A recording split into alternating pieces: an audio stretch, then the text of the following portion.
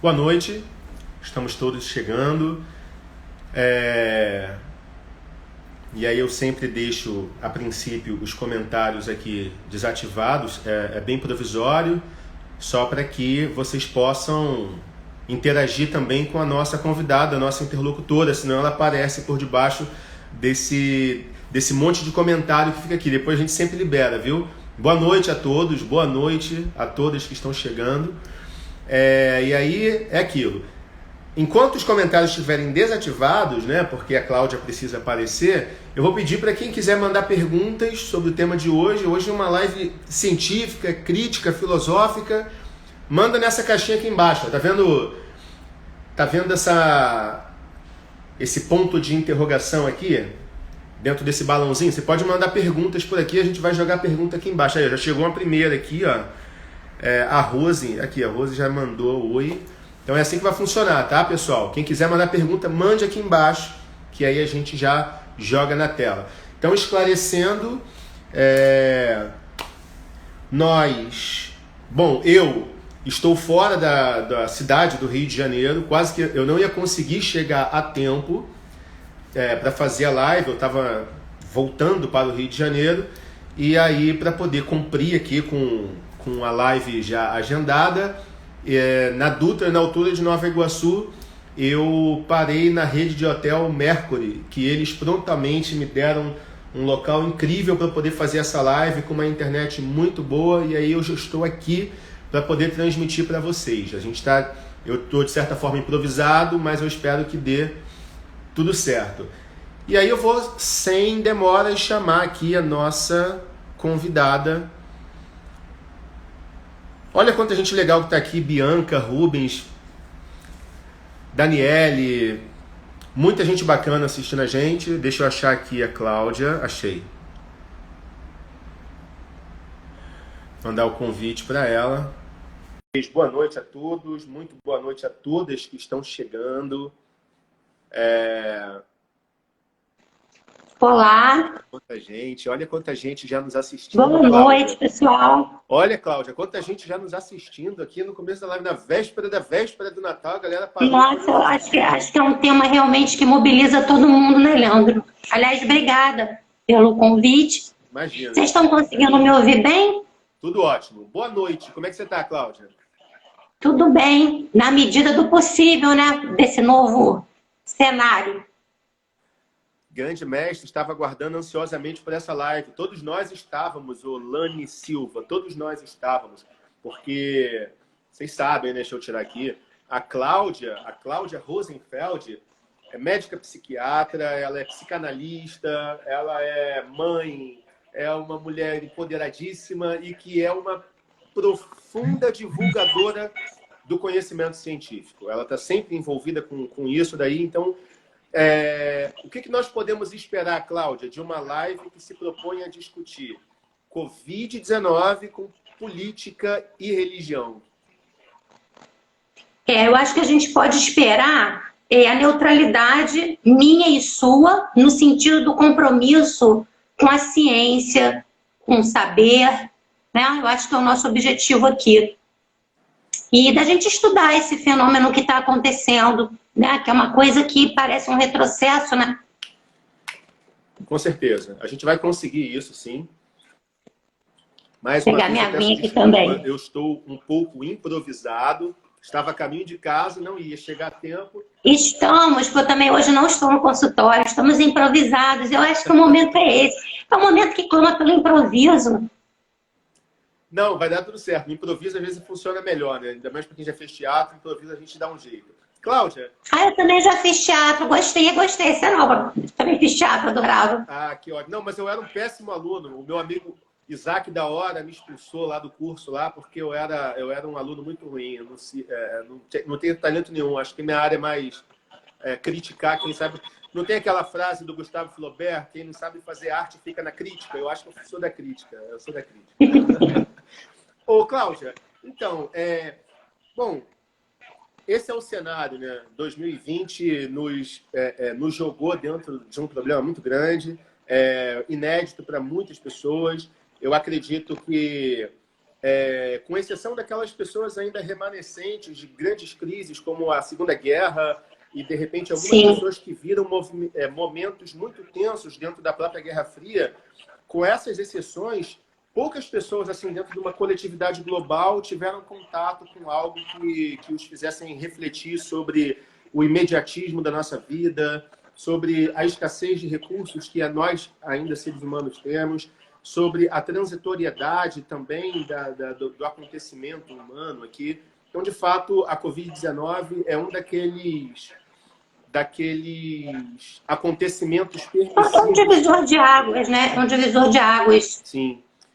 Eu acho que o que a Covid-19, desculpa te interromper, traz muito à tona é que, se a gente for parar para pensar, um único animal que tem consciência da morte é o ser humano.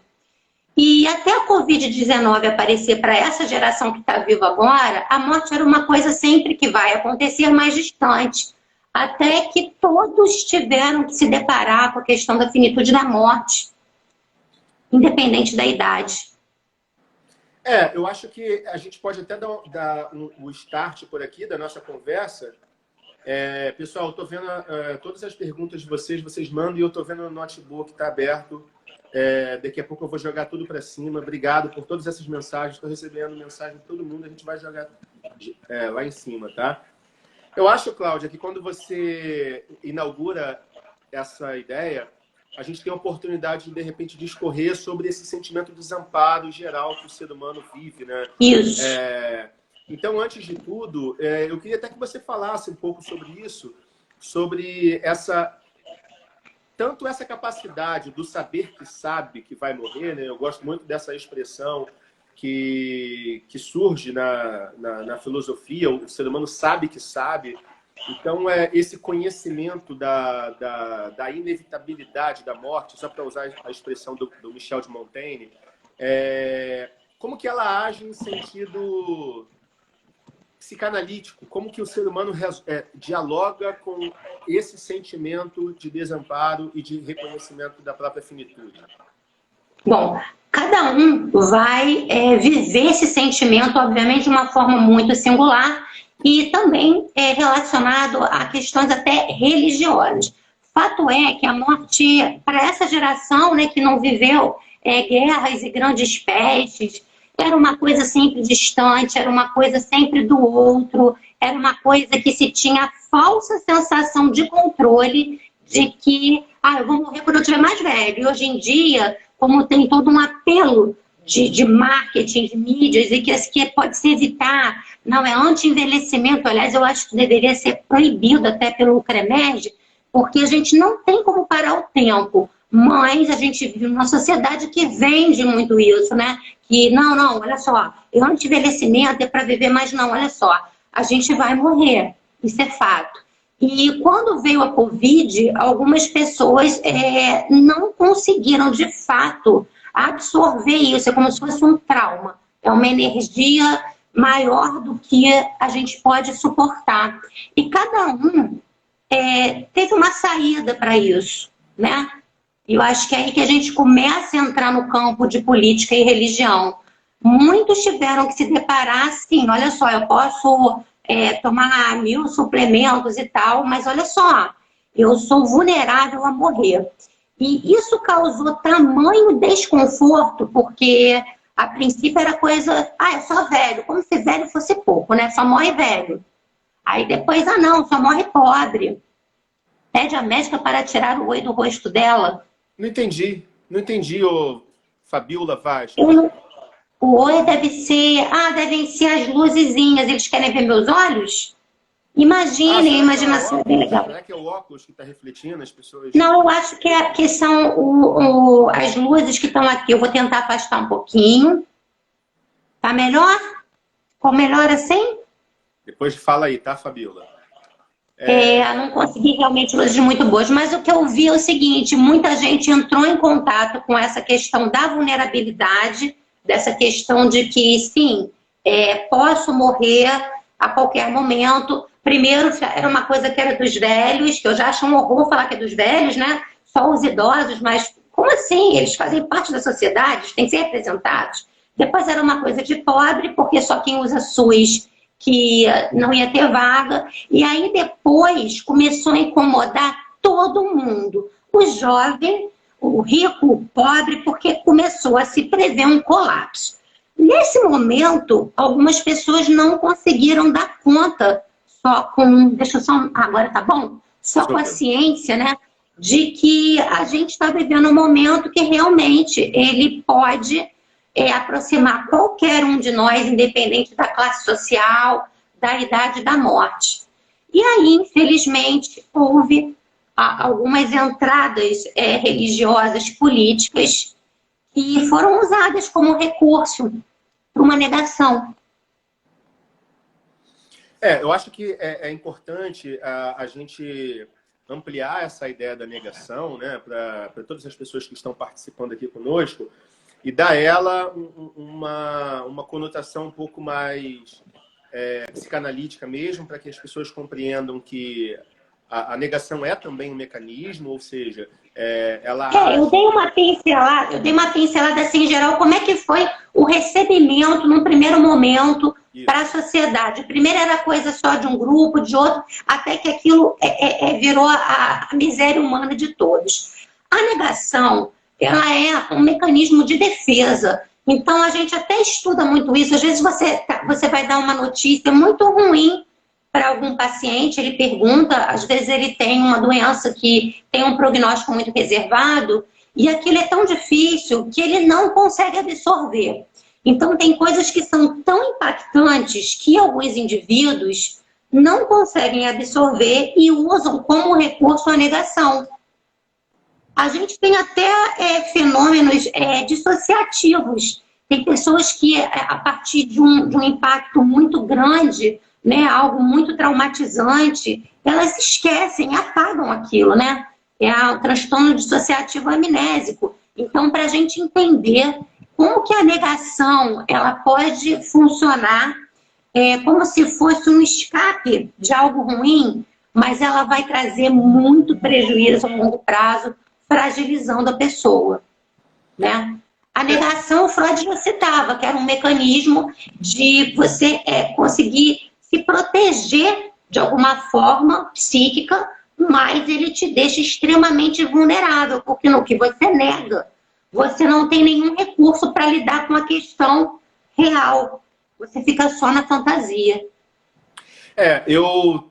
Eu tento fazer sempre essa aproximação do que a gente pode incluir de filosófico dentro desse debate, porque parece que o ser humano, dentro do ponto de vista mesmo da fuga da realidade, ele acaba se tornando um pouco transcendental em todas as suas explicações, né? E essa transcendentalização, ela já é, filosoficamente, uma negação em si, né? O Nietzsche vai chamar isso de niilismo e tal.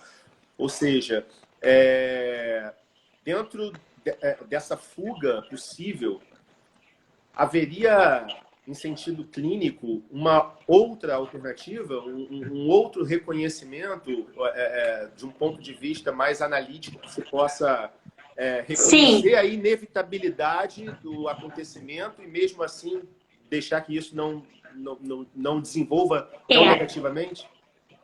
O que eu acredito é que seja uma sindemia mesmo, né?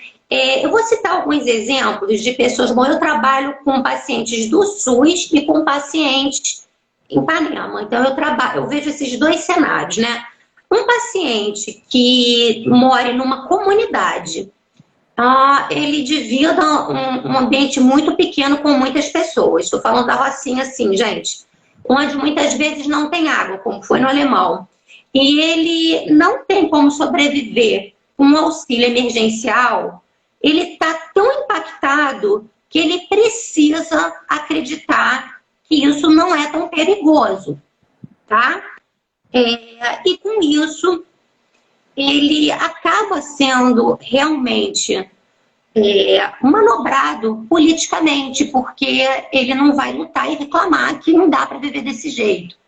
Então, esse é um tipo de paciente que eu atendi que não conseguia criar nenhum tipo de recurso para lidar com a miséria humana que está escancarada agora como a questão da pandemia, né? E aí o que acontece? A religião entrava meio que acalmando os ânimos, né? Porque muitos pastores diziam, era falado que estava havendo uma limpeza no mundo, por exemplo, e que só morre quem tem que morrer, que ninguém morre de véspera, e com isso você não dá oportunidade de pensar sobre a questão da morte evitável.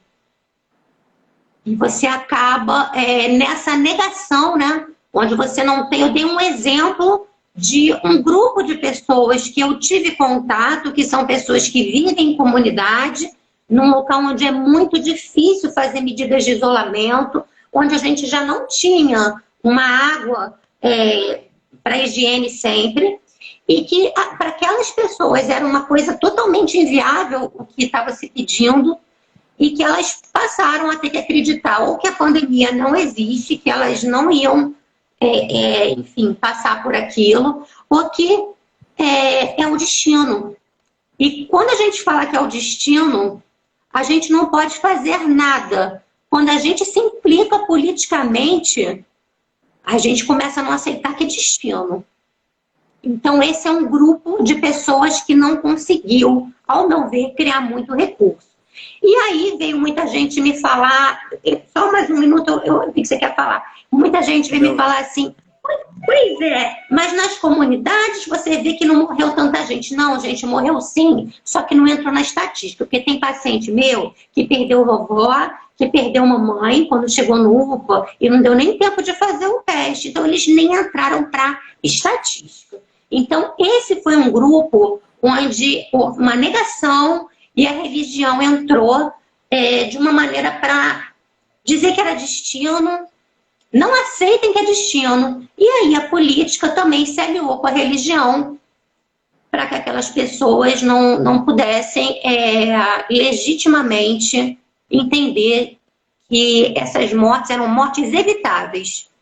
Acho que a partir disso a gente tem condições de desenvolver um caminho um pouco mais crítico, porque você sabe que, inclusive, eu escrevi um texto há um tempo atrás, ele está até na internet, quem quiser ler depois, chamado A Teatralização do Espaço Público e a Autonomia Política do Indivíduo.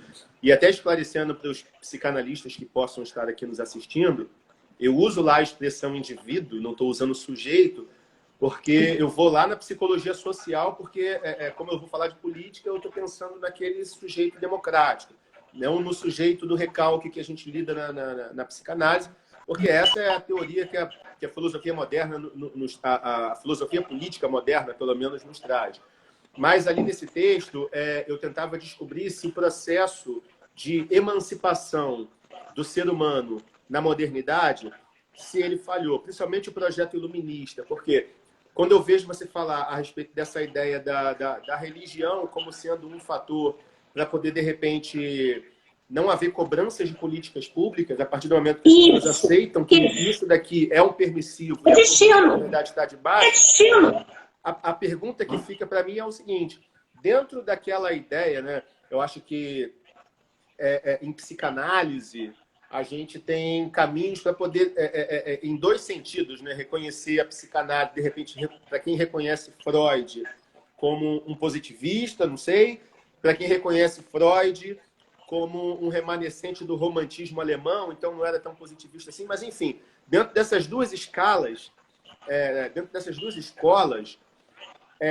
eu queria voltar para essa ideia iluminista da emancipação do sujeito pelo conhecimento, né? E aí, quem gosta de saber disso, tem um texto do Kant chamado Resposta à Pergunta: o que é o iluminismo? E o Kant, nesse texto, ele vai falar uma coisa que é muito oportuna, tem muito a ver com o que a gente está falando. Ele fala: esclarecimento é o período em que o homem sai da sua fase de tutela, portanto, da sua menoridade, e chega até a sua maioridade através do seu próprio esclarecimento e da sua racionalidade.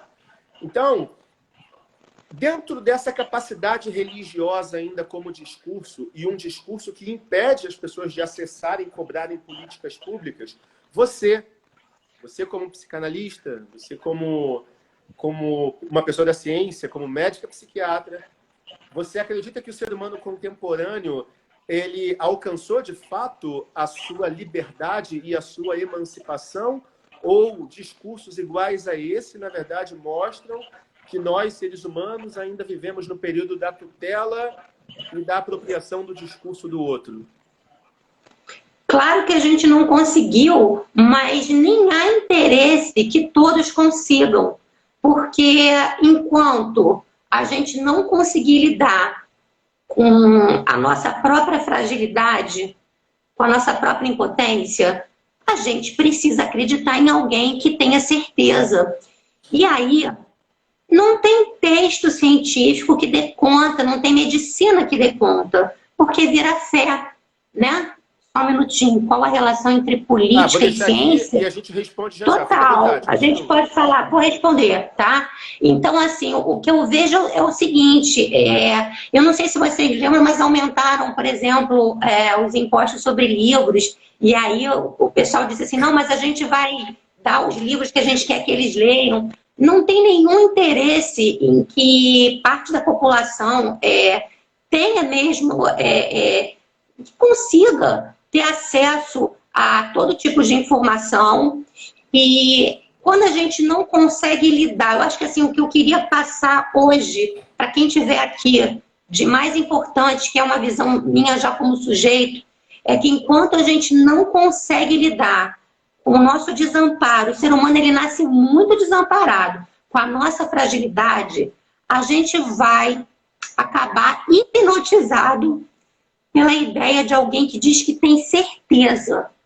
E só tem certeza quem não trabalha com ciência. Porque mesmo na ciência, a gente nunca vai ter o 100%. Então, para que a gente não se torne frágil, nós temos que lidar, sim, com a nossa fragilidade. Todos nós podemos pegar Covid e morrer agora. É uma roleta russa. Ah, mas eu sou frágil, mas espera aí, mas o meu pai é rico, ele tem plano de saúde, é dono de não sei o que a gente viu no Leblon, um monte de gente falando, você não sabe quem é meu pai, né? Olha só, todo mundo pode morrer por Covid. Somos frágeis, nascemos desamparados. Se a gente conseguir lidar com essa fragilidade, aí vem os recursos. Vem os recursos da gente politicamente poder se manifestar, como eu não tenho visto as comunidades se manifestarem. Não existe uma novidade nessa questão do saneamento. Leandro, você não tem noção como tem tuberculose, como tem DK. Na Rocinha, nunca teve água lá. Agora que isso veio à tona, porque o Covid não pega só quem mora lá dentro, pega a galera de São Conrado da Barra também. Sim. Né? Então, eu acho que na hora em que a gente entra em contato com a nossa fragilidade humana, a gente para de ser tão frágil porque a gente cria recursos. Recursos como medidas científicas, como a máscara. Olha só, é ciência, máscara, né? Isolamento social na medida do possível, e a gente passa politicamente a ser mais ativo. Porque o nosso desgoverno, que está aí, ele conta muito com a religião para que a gente reze, né? Ele fala, no outro dia eu estava passando no SUS, para você ter noção, se diz um país laico, né? Porque aqui tem todas as religiões. Sim. A gente tem que lembrar que quem governa aqui governa para todos. Existem indivíduos de todas as religiões. Estava passando lá um padre rezando em algum lugar que tinha Covid. Gente, não é isso. A gente, em vez de delegar isso a um Deus, a gente tem que delegar essa responsabilidade a gente e aos políticos. Então, nesse momento, a ciência não está dando conta, Leandro, porque a ciência ela vai fazer, nesse momento, com que o indivíduo tenha que lidar com o desamparo e com a fragilidade e com a incerteza. A única pessoa, nesse momento, que tem certeza é o Bolsonaro, de que não temos problema, e alguns sacerdotes religiosos, que têm certeza absoluta, que se você não tiver fé, é que você morre. E aí a gente ainda vai ter um outro problema, que é o problema do luto, porque aí a família que perde alguém era porque se alguém não era digno de estar nessa nova era, não era alguém que tivesse tanta fé. Então a gente vê como que a ciência, a política e a religião, elas estão entremeadas. E a psicanálise é uma possibilidade de auxiliar, sim, com a fragilidade, se criar recurso. Vamos criar recursos. Ah, não dá para ficar todo mundo em casa 6 meses. Tá bom, vamos combinar assim? Olha, tem que usar máscara. Então, óbvio que tem que usar máscara. Em março, a gente já falava, teve uma reunião no CREMED, que eu estava presente, 16 de março, e que a gente colocou que todo mundo tinha que usar máscara. 2 pessoas de máscara, a chance de transmissão é menor que 10%. Então, mortes evitáveis, sim. Não aceitem que é destino. Eu acho que essa é a máxima. Você sabe que é impressionante porque você consegue responder muito e já unir muita coisa que vai surgindo, e quando a gente pensa em responder, na verdade você já falou tudo. Mas, dentro do que a Lani, acho que foi a Lani Silva que perguntou, né? Você já acabou respondendo, claro, a relação entre ciência e política. Eu acho que a gente pode até elaborar isso um pouco mais, ampliar. Vamos. Quer dar um exemplo? Uma ciência que eu tenho me dedicado, tenho tentado trazer tanto o que eu tenho de psicologia e de psicanálise para dentro dela, como o que eu tenho de direito para poder tentar colaborar a nível de pesquisa, que é a criminologia. Então, vamos citar um exemplo. Criminologia é uma ciência, política é política. Tudo bem que política é uma política informada através de critérios científicos. Só que, dentro da ciência, o que a Cláudia acabou de falar para a gente que está aqui, é que a ciência ela é movida pela dúvida, né? E já a política e a religião, ela é movida por uma convicção. A religião por uma convicção baseada na verdade, no dogma, já a política baseada na convicção da ideia política. Então, até para poder pontuar o nosso exemplo aqui, dentro da ideia da criminologia, eu posso citar como exemplo uma criminóloga, que é uma psicóloga alemã, que hoje já está radicada nos Estados Unidos, chamada Terry Muffet, que ela desenvolveu uma ideia de que ela fala que ela pode dar um prognóstico. Quer dizer, houve essa ideia. Ela pode dar um prognóstico para uma criança de 4 anos de idade se essa criança vai ter um comportamento delituoso na vida adulta. Tipo assim, parece aquela coisa meio Lombroso, né, do século XIX, mas ela está falando que ela pode dar um prognóstico de como essa criança vai ter um comportamento criminoso ou quanto ela pode reincidir numa prática delituosa. Então, você imagina, você pega seu filho para poder levar para um exame desse, depois você descobre que você tem um bebê de Rosemary, por exemplo. Mas, dentro dessa informação, a gente tem uma primeira posição dentro da ciência, que é verificar se essa pesquisa, se tem métodos, se tem objetos, se é verificável, se é falseável, se respeitou critérios científicos, se a gente pode responder perguntas científicas, beleza. E num segundo momento, se a gente verificar que ela realmente tem todos esses métodos, tem objeto, etc, etc, etc, politicamente vai surgir agora um critério. O que a gente vai fazer com essa informação? E é aqui que entra o problema. Por quê? Porque se você tem, por exemplo, um político reacionário e ultrapunitivista, ele vai, de repente, pegar essa informação e vai criar mini-jaulas para essas crianças, vai antecipar a maioridade penal na norma, tudo para poder tentar antever a punição que ele sabe que vai acontecer. Quanto a esse estudo que você está falando, né, eu acho que ele tem um viés enorme, porque a partir do momento que eu falo para uma mãe que aquela criança é um potencial criminoso, esse olhar que eu dou para essa criança, ele é capaz de transformar essa criança, é o que é dito dela. Inclusive, eu acho que antes da gente nascer, eu acho que eu vou acabar entrando um pouco na questão lacaniana, o que é dito da gente, muita gente fica colado com isso. Ótimo. E diz muito respeito ao que nós vamos ser, né? A ciência, ela trabalha, sim, com estudos randomizados. Eu tentei fazer várias lives explicando isso. Gente, uma medicação para chegar até a farmácia, vocês não têm noção de quantos estudos randomizados foram feitos.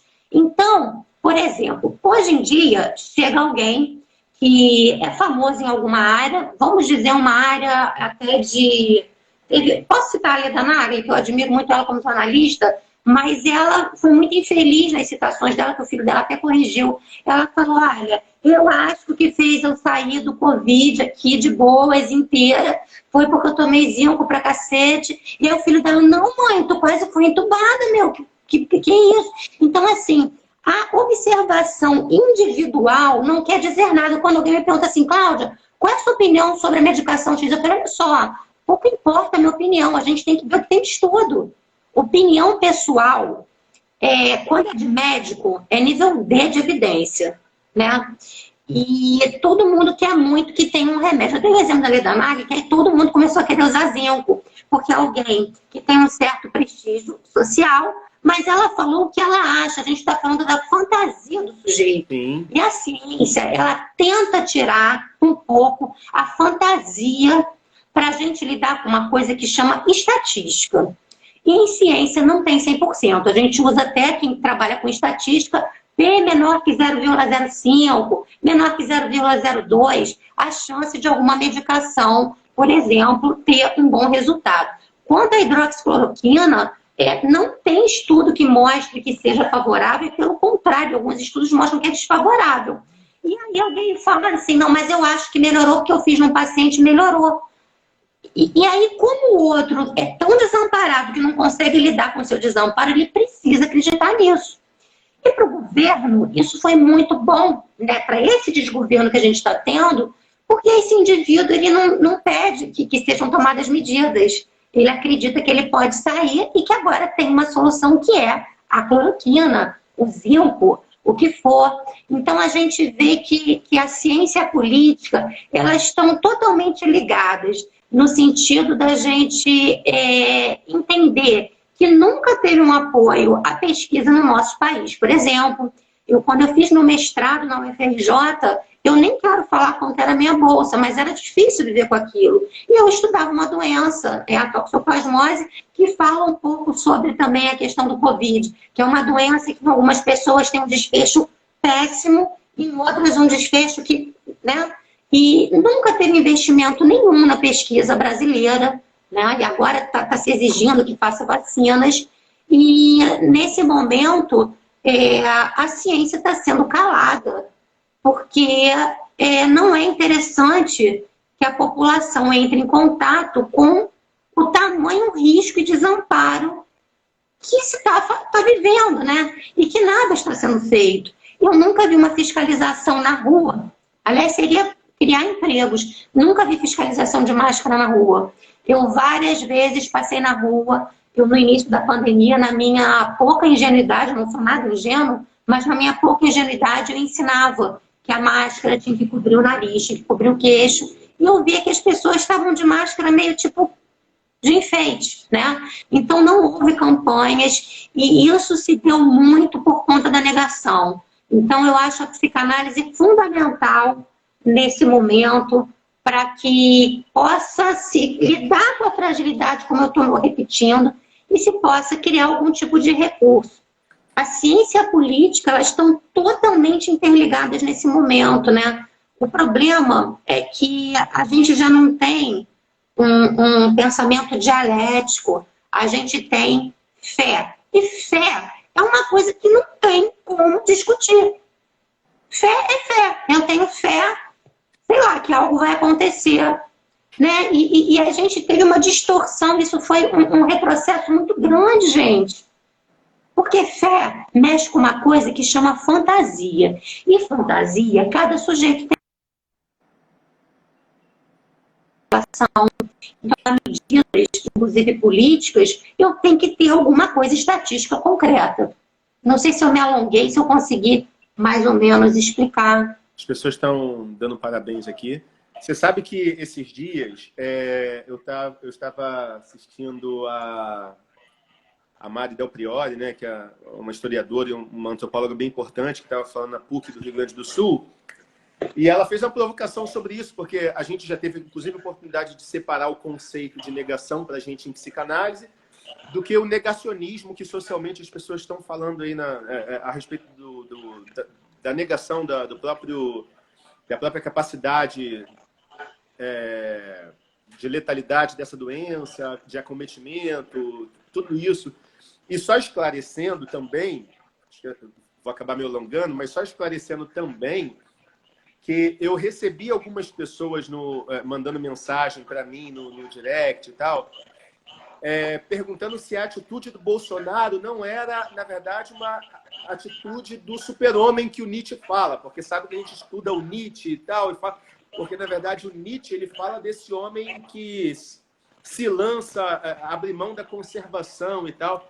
Olha, eu não consegui responder todo mundo ao mesmo tempo, mas eu aconselho vocês lerem um livro do Antonin Artaud, que é um teatrólogo que escreveu um livro maravilhoso chamado O Teatro e Seu Duplo, que ele tem um capítulo chamado O Teatro e a Peste, que ele mostra como que esse super-homem do Nietzsche, esse Übermensch, agiu dentro da peste que aconteceu na Idade Média, dentro da peste negra, que basicamente é uma pessoa que reconhece o poder destrutivo e ele se lança, ele entra ali porque reconhece que nela está a vontade de potência. Ele não nega a capacidade destruidora e nem o reconhecimento de que ela é poderosa. É completamente diferente de um sujeito... e aí eu volto para dentro da explicação que eu estava falando, que eu vi, Cláudia, a Mari Del Priori falando. Existe uma tentativa da biotecnologia, né, de criar uma inteligência artificial que se compare com o ser humano em tudo. Inclusive pensa igual o homem. Aí ela fez uma provocação. Será que o fato deles não conseguirem criar uma tecnologia que pensasse igual o homem, decidiram tirar a capacidade do homem pensar? E aí surgem pessoas iguais o Bolsonaro, igual esse monte de gente reproduzindo os discursos mais absurdos e mais lunáticos que pode acontecer. Tipo assim, é uma provocação possível, né? Qual é a pergunta que eu queria te fazer? Se a gente começar a entrar sensivelmente dentro do que acontece da imposição do isolamento social, ou seja, a ideia da quarentena em si, e trazer isso para uma explicação psicanalítica, eu acho que tem algo positivo e algo negativo que aconteceu isso, que revela muito de nós. Por exemplo, as pessoas que foram para as ruas sem máscara, sem respeitar o isolamento social, ignorando os cuidados com outras pessoas, que colocaram em risco pessoas que eram do grupo de risco, inclusive, demonstra ainda aquele ser humano autocentrado, egoísta, aquele homem robesiano que só pensa em si, que está aí por toda parte. Esse é o lado ruim. Nós ainda estamos cheios desse tipo de pessoas. Mas, por outro lado, acho que a ideia do isolamento, que mostra uma certa angústia de se viver só, nos traz ainda uma explicação psicanalítica, principalmente que está muito presente lá em Winnicott, que é a ideia do olhar do outro, a necessidade do outro. Muitas pessoas dentro do isolamento acabaram fugindo um pouco dessas relações intersubjetivas, desse contato do eu com o outro. Quais são os impactos e a importância que essas pessoas também têm na relação com o analista, dentro desse sentimento, dessa angústia que pode acontecer quando você se afasta, se distancia do outro, principalmente agora, em épocas festivas, que as pessoas, às vezes, podem não ter a oportunidade de receber um parente que ama. Qual é a importância analítica disso? Vou falar por parte. Você fala tão bem que você vai falando, eu fico aqui, livre associação de ideias. Primeira coisa é o seguinte, a gente vive uma era da não castração. Obrigado. Obrigado. A gente vive uma era da não castração. Então, o sujeito que ele não aceita a castração, que é o seguinte, não posso gozar com tudo. Não posso, gostaria de estar com a minha família, eu quero sair na rua, mas não pode. Isso cada vez é uma coisa que essa nova geração, que engraçado que os jovens também não se adaptaram. Todo mundo falou assim, eu via um idoso em Copacabana sem máscara. Gente, vai na Dias Ferreira, passa ali na Dias Ferreira para vocês verem como é que tá. Então, a população muito jovem, ela também não lidou. Não sei se é uma reação ao que os pais foram muito reprimidos com a castração do não pode gozar com tudo. E isso é uma questão. Então, eu acho que isso é uma coisa que não se aceita, o que não pode. É muito ruim, mas o indivíduo ele não pode mais frustrar. E aí a gente pode abrir isso para várias questões. Até eu, como médica, né, que trabalho na saúde mental, eu recebo, às vezes, pacientes que terminaram com o namorado 2 dias e querem alguma coisa para não tem como eu dormir 15 dias para eu não sentir isso. Não tem. É frustrante mesmo. Então, a gente vive um momento onde ninguém quer ter frustração. E não é possível a vida sem frustração. E aí, junto com isso, vem uma pandemia que exige que se lide com a castração, que é com eu não posso. Em relação a esse olhar, como a gente está no momento onde, imagina se isso fosse 50 anos atrás, gente, a gente está no momento onde tem muita questão tecnológica, eu acredito que esse olhar se manteve. Eu acredito, por exemplo, que o analista continuou muito presente através das sessões online. Eu acredito que mesmo as pessoas mais velhas tiveram uma educação digital. Claro que as pessoas que têm menor poder aquisitivo foram extremamente prejudicadas, né? E claro que é muito doloroso ter que lidar com alguma coisa que era uma tradição, de no Natal todo mundo se encontrar. Então, ou as pessoas fazem uma quarentena de alguns dias e depois se encontram, ou fazem suave nasal, enfim. Se você lidar com a questão de que há um perigo, há um risco, é isso que eu digo, se a gente lidar com a fragilidade, eu posso enumerar aqui um monte de recursos que dá para a gente não ter precisado nem sugerir lockdown em nenhum momento. Se a gente tivesse organização, conscientização e aceitasse a castração. Então, a gente poderia organizar quem iria sair. Ah, vai ter uma festa na vovó? Bom, então você vai ter festa na vovó nos 14 dias antes. Eu não vou poder fazer tudo. Não dá para gozar com tudo. Então, eu acredito nisso, que é um momento difícil, mas que essa tecnologia, para quem não é de uma área que isso não chegue como o interior do país, como pessoas que não têm acesso, isso facilite muito. E eu vi pacientes mais velhas que começaram a usar muito a internet e as sessões funcionaram melhor do que com pacientes jovens. Eu fiquei impressionada, porque eu era a primeira a ser contra, né? Eu falei, jamais análise online. Inclusive, na época, eu falei para o meu analista, vamos esperar voltar. E aí, a partir da minha própria experiência em análise, onde eu vi que o analista ele se faz muito presente ali, eu pude trabalhar online, né? E posso citar aí o Antônio Quiné, que fala muito bem sobre o tema. Eu conheço, gente finíssima, adoro. E no início eu fazia assim, falava, online, não quero, né? Em março eu falava, online, esquisito. E aí a gente viu que através da tecnologia, esse olhar do outro, para finalizar, a gente fazer um fechamento da sua narrativa, da indagação, esse olhar do outro, ele está vindo muito através de tecnologia. Aí a gente pode falar de uma série de outros problemas, como, mas é um olhar meio esquisito, porque você pode usar filtro no Instagram, onde todo mundo só fala que está tudo bem, enfim. Mas é um olhar, né? Porque a gente depende desse olhar do outro. Olha, desde que a gente nasce, quando a gente nasce, eu não sei se todo mundo está familiarizado com isso, mas para a gente entender como o olhar do outro é importante para o humano. Quando a gente nasce, a gente sente um desconforto, por exemplo, a gente não sabe nem o que é aquilo. Através do olhar da mãe, que vai, deve ser a fralda, né, aquela coisa da mãe, é que a gente consegue até nomear o sofrimento. Então, o ser humano, ele é muito dependente, sim, do olhar do outro. Mas, nesse momento, a gente tem a tecnologia, que é alguma coisa que está abrandando, ao meu ver, isso. Posso estar errada. Queria te ouvir se você concorda ou discorda. Concordo com tudo. Quem sou eu para discordar? Quem quiser, na verdade, compreender um pouco melhor sobre o que é isso que a Cláudia falou, você pode depois pesquisar, porque é bem interessante a teoria do estádio do espelho, que é esse momento que a mãe devolve um olhar para a criança, é ali que a criança se reconhece como eu.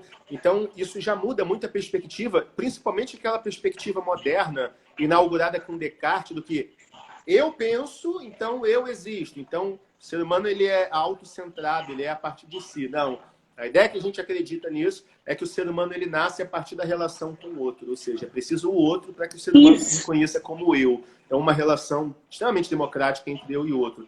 Eu queria falar com você. E só para finalizar, essa brincadeira de sujeito-objeto, né? Que em algum momento a gente é sujeito e em outro momento a gente é objeto, o tempo inteiro isso, né? E a gente está conseguindo fazer isso de alguma forma pelas redes sociais, tentando manter o mínimo de saúde mental para quem não faz negacionismo E, olha, eu vou falar outra coisa, eu não estou aqui falando mal de religiões, não, porque existem líderes religiosos maravilhosos que estão fazendo cultos virtuais. E olha só, ninguém escolhe acreditar em Deus ou não, isso não é uma opção, porque senão todo mundo acreditaria. Quem é que vai querer acreditar que não tem Deus? Mas para os felizados que acreditam, olha, estão tendo tantos cultos online, então a gente não pode generalizar a religião como algo ruim. E essa fé, mas com a ideia de que existe ciência, ela está ajudando muito. Só para a gente não ficar com a ideia de que a religião é ruim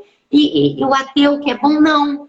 Tudo depende de como é usado. O que a gente está tentando esclarecer também para as pessoas aqui, só para colocar os pontos nos is, por exemplo, eu vi que tem muitas perguntas que chegaram aqui, inclusive nesse sentido, inclusive veio uma para a tela ainda há pouco, quando ele pergunta se operações policiais que acontecem no Rio de Janeiro passam uma mensagem contraditória de uma relativização do próprio risco, né? Porque se o Estado está aqui, através da polícia, quando nós deveríamos estar em isolamento, então talvez não seja tão arriscado assim. Eu acho que pelo menos foi isso que eu entendi da pergunta. Se eu pudesse fazer uma digressão bem rápida do que a gente está tentando colocar aqui, é que, vamos lá, a nível jurídico, em 1891, a nossa primeira Constituição republicana, ela tira a ideia da Igreja Católica como pertencente ao Estado, como sendo uma instituição de Estado. Mas perceba, já em 1934, com aquela Constituição da Era Vargas, já começa a falar alguma coisa sobre a Igreja Católica. Em 1945, a Igreja Católica se faz presente dentro da nova Constituição e coloca um preâmbulo lá sobre a proteção de Deus.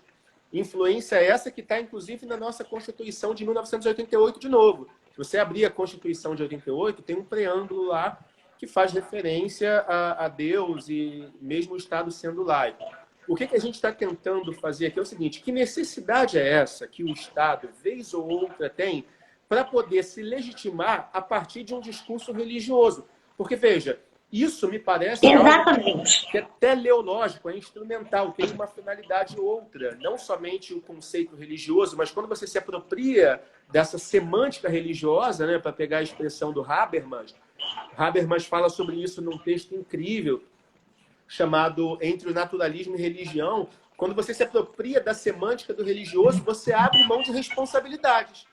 Você afasta a responsabilidade e coloca na transcendência a legitimidade por aquilo que está acontecendo. Então, para um líder político, para um representante político, isso é maravilhoso, pô. Não, isso é maravilhoso. Né? E assim, a questão de ter... Ele perguntou se as operações policiais não legitimam. Bom, as operações policiais, elas dão uma ideia de que não há nenhum risco, porque os policiais, em várias operações, como eu tenho passado na Lagoa, quando tem até blitz, eles não usam as EPIs recomendadas. Sim. Eles sentem calor. De novo, gente, é isso mesmo, é a castração, frustração. Então, eu acho que eles ali estão representando o Estado, né? Assim como quando a gente está numa UPA, sei lá, atendendo, você está representando o Estado, né?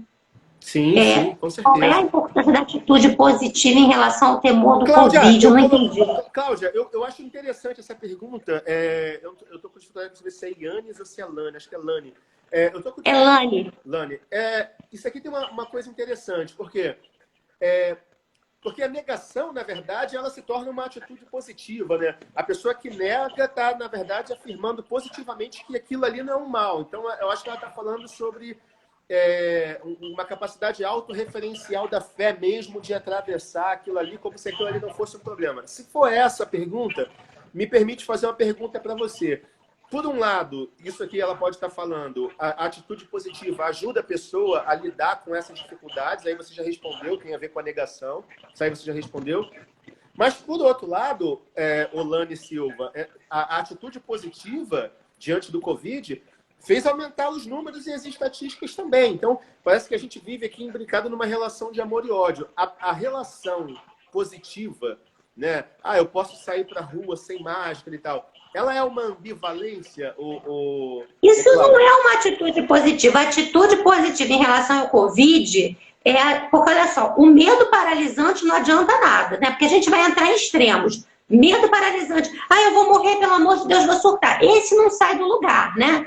Então, medo paralisante, ele é paralisante. Atitude positiva é a atitude de quem sabe o que pode ser feito no momento que é possível para lidar com isso. E a fé pode entrar aí. Quando meus pacientes falam, não, mas o pastor disse que não precisava usar. Tinha uma lá na UERJ que falou para mim que o pastor tinha falado para nebulizar com dipirona, umas coisas que você não acredita, né? Eu falei, olha só, mas se Deus fez você num momento de Covid que tem máscara, por que ele ia querer, diabos, que não se usasse a máscara? Então, a gente também pode tentar se fazer ouvido por todas essas pessoas, sejam elas religiosas ou não. O que a gente está querendo evitar é que, ao invés de se ter algo positivo através da fé, muito bem-vindo, quem quiser fazer oração, faça oração até para a questão da saúde mental, né?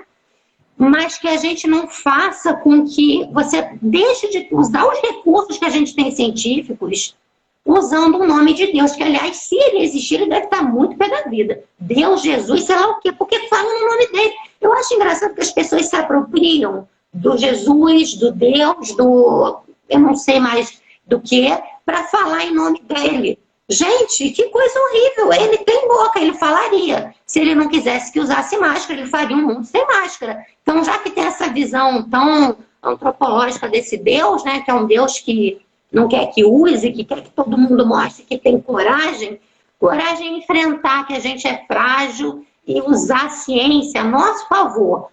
Orações, fé, são realmente positivas desde que não te seguem, mas que abram sua mente, que acalmem a pessoa. Você falou uma coisa tão interessante para a gente, porque quando a filosofia aproxima da teologia, a gente percebe essa intersecção entre uma coisa e outra, porque a mensagem teológica é do imago Dei, né? O homem é a imagem de Deus. Então, esse homem é a imagem de Deus, ali ele é sujeito, ele é submetido, ele não é criador. E, geralmente, quando a filosofia vai analisar o resultado dessa afirmação, surge uma expressão em latim diferente, né? Que é Dei imago homini, que o Deus que acaba sendo a imagem do homem. Você falou sobre o antropocentrismo que é criado nisso, porque, na verdade, o homem acaba se sentindo criador e responsável pela manutenção do próprio universo. Então, sim, e aí cria um Deus, né? Sim. Cria um Deus e supõe que esse Deus quer isso ou quer aquilo. E aí vem o Estado, né, que a gente vai fazer interseção com a política, e fala, opa, olha só, fala que só vai morrer quem não tiver fé. Bora trabalhar para essa economia funcionar. O que foi a coisa mais boa do mundo? A gente não precisava ter tido tantas perdas. As mortes eram evitáveis e a gente poderia ter mantido a economia melhor se a gente tivesse justamente essa não perda de contato com a realidade. Eu avalio como se fosse um delírio coletivo. Houve perda de contato com a realidade. Como assim não tem vírus? Como assim? Oi? Né? Então, isso é uma coisa prejudicial, ao meu ver. Concordo. Isso poderia abrir espaço para uma outra live, para a gente marcar, para poder descobrir esse espaço de liberdade na opinião das pessoas, na relação dela com o real, né? Até porque, para nós, o real pode ser que seja inconsciente. Então, eu acho bastante interessante a gente ampliar essa discussão para descobrir o quanto o ser humano ainda se manteve na manutenção da sua própria opinião nisso daí tudo. E como o tempo aqui voa, queria que você falasse para as pessoas o que você, na verdade, espera de nós agora, nesse ano de 2021. Se você está positiva, e agora sim a palavra positiva no sentido real. Olha, eu sou positiva na maior parte do tempo. Inclusive, me acham lá. Tem gente que já falou assim: você ri muito. Eu sou positiva e melancólica, justamente porque eu lido com a minha melancolia. Então, estou falando um pouco de mim aqui. Eu acho o seguinte, gente, o que eu queria deixar aqui, se vocês puderem difundir, não é hora para rumores, é hora para ciência. Não importa a opinião de ninguém, nem a minha. Não importa a opinião, importa a ciência. O que a gente tem agora é estudo estatístico, evidência científica. E que a religião venha para abrandar o sofrimento humano, para acolher e não para dizer que a doença é um castigo. Quem morreu, não morreu porque não acredita em Deus ou porque não tem fé. Morreu porque teve a fatalidade de se infectar, ou porque a nossa política não permitiu que essas mortes fossem evitadas. Então a frase que eu queria deixar é essa: não é hora para rumores, é hora para ciência. Ótimo, é exatamente isso. É uma pena essa reflexão ela precisar ser a grandes custos, né? Eu tô cansado, eu realmente cheguei a um ponto que eu tô muito cansado disso daí tudo. A gente tenta, né? Principalmente a gente já trabalhou, já esteve envolvido com pesquisa acadêmica, a gente tenta aproximar boa parte da população não acadêmica a um critério, a um rigor um pouco maior, para poder as pessoas também conseguirem refletir sozinhas. Mas você sabe que um policial militar que tem um canal no YouTube, o sujeito só fala besteira 24 horas do dia. Aquele moleque, aquele menino? Maluco, é o menino? Não sei nem o nome. Foi expulso da polícia. Um dos mais votados no Rio de Janeiro. E quando você para poder ouvir a espécie de lunatismo que se ouve ali. Então, eu sinceramente, eu queria voltar a ser um pouco otimista, igual a você, a respeito desse momento humano, a reflexão humana, a capacidade de esclarecimento das pessoas. Eu tenho uma crítica a fazer a Sócrates e Platão, porque, às vezes, o sujeito que saiu da caverna e encontrou no mundo da exterioridade uma ausência de representação muito grande. E, na verdade, o sujeito dentro da caverna preferiria, porque dentro da caverna ele, pelo menos, via alguma coisa. Via só imagens pálidas, mas via alguma coisa. Então, parece que as pessoas estão retornando para o caminho da caverna por sentirem lá mais confortáveis. Então, é democrático que se permita que isso... Eu acho que eu falei muito de otimismo em relação à minha vida pessoal, né? Porque já que eu sou frágil, né? Me chamam alguns médicos, me chamam que eu sou medrosa, que eu sou frágil, que eu não tenho coragem. Eu usei a quarentena para estudar muito, porque era o que eu tinha. O recurso que eu tinha para me manter rígida mentalmente era atender, trabalhar e estudar muito, né? E, enfim, eu acho que é isso. Eu estou falando do recurso que eu criei. Cada um tem que criar o seu, né? E que as pessoas lembrem que é muito confortável ouvir que alguém tem certeza. Quando a gente é pequeno, a gente quer manter papai e mamãe naquele lugar maravilhoso de que sabe tudo. O povo está fora da realidade, sim, sim, sim. E aí a gente quer muito que o papai e a mamãe saibam tudo. E a gente chega na adolescência e vê que eles não sabem, né? Mas muito cuidado, porque a gente não é mais criança. Verdade.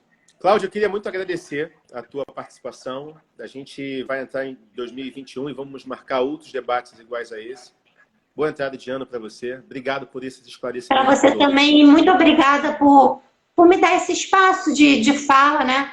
Afinal de contas, eu também sou sujeito, eu também preciso falar, porque eu também estou angustiada com isso tudo. Eu que agradeço. Olha, sigam, por favor, o perfil Rosenfreud, com Z, Rosenfreud. Interajam com ela, perguntem onde é o consultório.